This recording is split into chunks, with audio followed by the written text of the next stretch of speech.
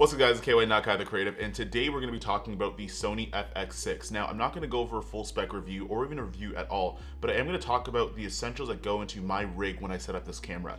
I just came back from a trip from Cleveland, and it was a really big shoot, it was really dope, and I wanted to show you guys what I did to set up this particular camera, which is the Sony FX6. Now, this piggybacks on a little bit from the Cellucor shoot when I was talking about every intention of buying this particular camera to be the bigger brother to my FX3.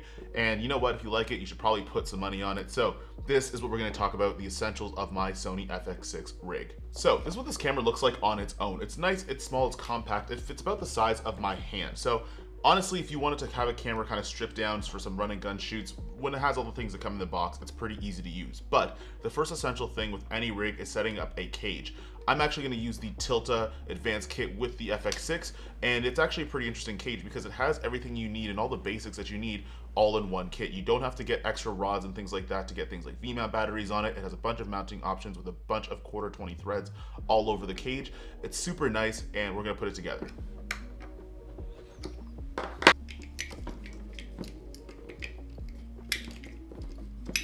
Okay, so the next thing I'm going to do when building out this particular kit is I'm actually going to put the things that came in the box, which is the top handle, the monitor, and the side handle for this camera. The reason why I want to do the cage first is to make sure everything that fits, but once I get everything else set up, I can start putting on the proprietary pieces of equipment for rigging out this camera. Starting with the top handle for this camera. This is the Sony FX6 top handle. It does have the two XLR inputs that are in here. I'm not a giant fan of this XLR microphone insert thing. It's not my favorite because if you don't have a Sony microphone, it doesn't actually work that well, and you got to put other attachments on it, and we'll get into that a little bit later. But what I do like is that these are thumb screws. With thumb screws, it makes it easier to actually mount on this top handle. I don't need an Allen key wrench. I don't need a multi-tool to get this on my camera, which I'm a big fan of because sometimes I don't have all the size of the Allen key that I'm looking for. Next thing that's going to be on is the monitor or viewfinder. It's a really small monitor. It's not the greatest quality in the world, and I do use another monitor we'll get into a bit later, but this guy goes on the back of the camera. It does have the touch capabilities that's on it, so I do use it for that. But most people will put it right here at the front of the camera near the top handle. But I find that the monitor's right here, and it's a little bit close. They're too close to each other, and I'm not a big fan of that. So I'm actually going to put this monitor right at the back of my camera. And the next thing and the last thing on this part of rigging my camera out is the side handle. And what I like is that if I need to and I want to, I can release this handle and I can move it in any direction. So depending on what side of a shooter that I am, I usually put it in this way. It's almost completely horizontal, but the grip feels nice, and this is actually a way that I operate the camera when I shoot handheld. Next thing we're gonna talk about is V-mount batteries. Now, I use a V-mount battery I found on Amazon. I actually don't know the brand of it, and if you guys find it, it's probably gonna be in the description somewhere, but this is a V-mount battery. This actually mounts onto the back plate of that advanced kit. So super easy, locks right in, doesn't move that much, super nice.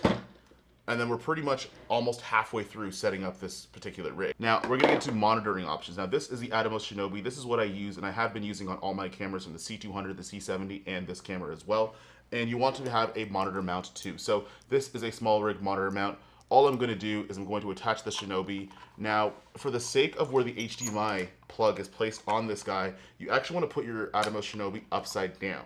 That way, the actual port where the HDMI is a little bit closer to where the camera is. So the HDMI is on this side of the camera, and I want my HDMI port to be on this side, so when I start to rig up this monitor, I don't have to worry about wires being everywhere. So I'm just gonna plug this guy in. Now we're gonna make use of the V-mount battery by using a dummy battery cable. Now this is gonna go into my monitor right here. It takes the shape of the batteries you would normally use on this camera monitor, and I'm pretty sure I have this upside down. So dummy battery is going to be here. Dummy battery cable is gonna go here, and it's gonna go right into the V-mount battery. This is what we're going to get into, and I was talking about the top handle before, but this is the Sennheiser MK416 microphone. This is my favorite XLR mic, captures really good audio, it's super high quality, and it's very, very durable. Now, talking about the XLR mount, it's very, very hard to get this in here if it's not a Sony microphone. So I actually have to use, I'll move this up a little bit closer, Velcro to go onto this guy. So as you can see here, there is a nanlite Velcro kind of thing that's on here. You can use rubber stoppers, but in my experience, it's actually very easy to lose those, and I just did yesterday. So I'm using this Nanlite Velcro thing to kind of go in there. That's going to go into here, and this, because it's going to be my channel 1, I'm just going to put that in there. But I also have this rod support with a hot shoe on it as well. A lot of these things are going to be linked in the description, but this is what I'm going to use to actually mount on my XLR lav mic, which is a Sennheiser G4. This is so you have a wireless microphone audio system. Really, really great quality. I'm a big fan of this one. It has a really good range, and I use both systems when I'm on this rig in case I want to lav up a person that I'm talking to, or it's for an interview, and I want to have the XLR there just in case. Now this one's unorthodox. This is the small rig rosette handle that actually goes on the Ronin RS2. Now with me, and I'm shooting on my cameras, especially if I'm shooting a lot of run and gun, sometimes when I'm holding my camera like this, it doesn't quite cut it. It feels a little bit uncomfortable. It kind of feels heavy to one side.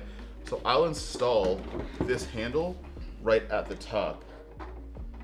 Because I make my lens choices last, as we're actually gonna go into my lens and matte box setup. So the first lens I'm gonna be using is going to be the 35 G Master lens by Sony. This is my favorite lens of all time. It's sharp, it gives you that nice field of view. It's great for some close-ups and medium shots. It's great for getting something that's a little bit wider, and the f.14 aperture means that everything is super blurred out in the background, and the autofocus is great, which pairs really well with the FX6. And the matte box I'm putting on it today is actually going to be the Tilta Mini matte box. Now this guy you've probably seen a lot of. It's super small and compact. Like, this is not that much bigger than the side of the FX6. It's able to mount on one filter at a time, so it doesn't have the double filter capabilities of some of the other matte boxes, but honestly with the built-in NDs, one's enough for me. I actually use the Prism Lens FX Dream Filter. This is the 4x5.65 version, so it's not the one that goes on the front of your lens. This goes on the matte box. Now, to set this guy up, it's super easy. You just have to take off your lens cap and hood. Make sure you have the right ring that goes for your lens. This is a 67mm ring. And then I'm actually gonna put this on the camera first. The reason why I wanna do that is because I may have to spin this guy around, and that's not going to work out very well when we're putting on our matte box. So that's going to go into here. So this is the Sony FX6 Rig. This is the tour of everything that I'm going to be putting on this camera when I'm going to be using it. It's great for run and gun. It's great for when I want to do some talking head stuff and I want to mount this on a tripod. And it's really good. I like shooting handheld. I like this particular setup. It feels nice. It feels balanced. I can use it on either hand, and it has all the things that I need in a camera, from audio to monitoring and everything in between. Now, this is just an introduction to this particular camera. I am going to be doing a lot more content on this channel with the FX6, the FX3, the Sony system, and the type of photography work that I do and the type of video work that I do.